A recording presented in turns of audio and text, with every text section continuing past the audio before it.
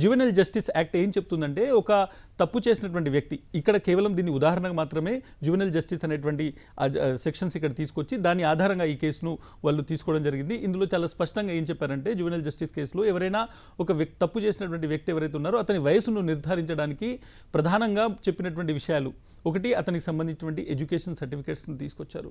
అదేవిధంగా ఏదైనా ఒక బోర్డు ద్వారా అది 10th క్లాస్ కావచ్చు, ఇంటర్మీడియట్ కావచ్చు, ఇటువంటి బోర్డు ద్వారా జారీ అయినటువంటి సర్టిఫికేట్స్ ఇవి ఉంటే ఇంకా మిగిలిన సర్టిఫికేట్లు ఏమీ అవసరం లేదు అనేటువంటి చాలా స్పష్టంగా సుప్రీంకోర్టు గైడ్లైన్స్లో కూడా ఉంది.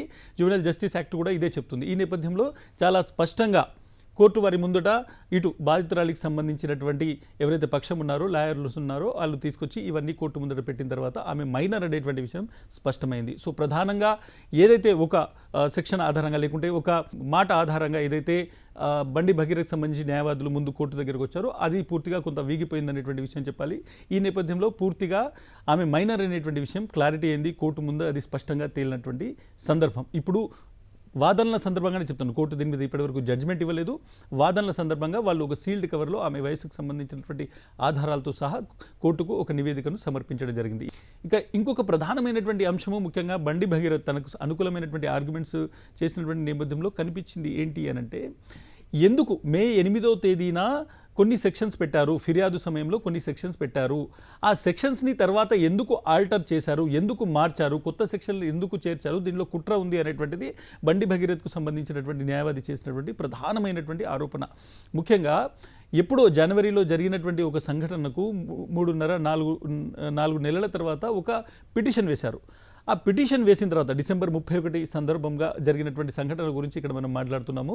సో డిసెంబర్ 31 రాత్రి జరిగినటువంటి సంఘటనకు మే 8వ తేదీన వాళ్ళు పూర్తిగా ఒక పిటిషన్ ఇచ్చారు. ఆ పిటిషన్లో బాధితురాలికి సంబంధించినటువంటి తల్లి ఒక పారాగ్రాఫ్లో చాలా స్పష్టంగా ఏం రాశారంటే, మేము మార్చి నెల నుంచి న్యాయ సలహా తీసుకునేటువంటి ప్రయత్నం చేస్తున్నాము అనేటువంటిది రాశారు. ఆ తర్వాత వాళ్ళు ఒక పూర్తి పిటిషన్ను పోలీస్ స్టేషన్కి ఇచ్చారు. వాళ్ళు ఎందుకు పూర్తిగా ఆ రోజు ఏం జరిగిందనేటువంటి విషయాన్ని ఎందుకు చెప్పలేదు, తీవ్రమైనటువంటి లైంగిక దాడి జరిగింది అని ఎక్కడా కూడా ఆమె మే 8వ తేదీన బాధితురాలి తల్లి మే 8వ తేదీన ఇచ్చినటువంటి పిటిషన్లో ఎందుకు లేదు, దాన్ని తర్వాత మళ్ళీ 9వ తేదీ 10వ తేదీ ఎందుకు దాన్ని ఆల్టర్ చేయాల్సి వచ్చింది పోలీసులు, దీనిలో మోటివ్ అనేటువంటిది తప్పుగా కనబడుతుంది, దీనిలో మా క్లయింట్ బండి భగీరథ్ను ఇరికించేటువంటి ప్రయత్నం జరుగుతుంది అనేటువంటిది ఇక్కడ చాలా స్పష్టంగా బండి భగీరథ్ న్యాయవాది తీసుకొచ్చినటువంటి ఒక ఆర్గ్యుమెంట్.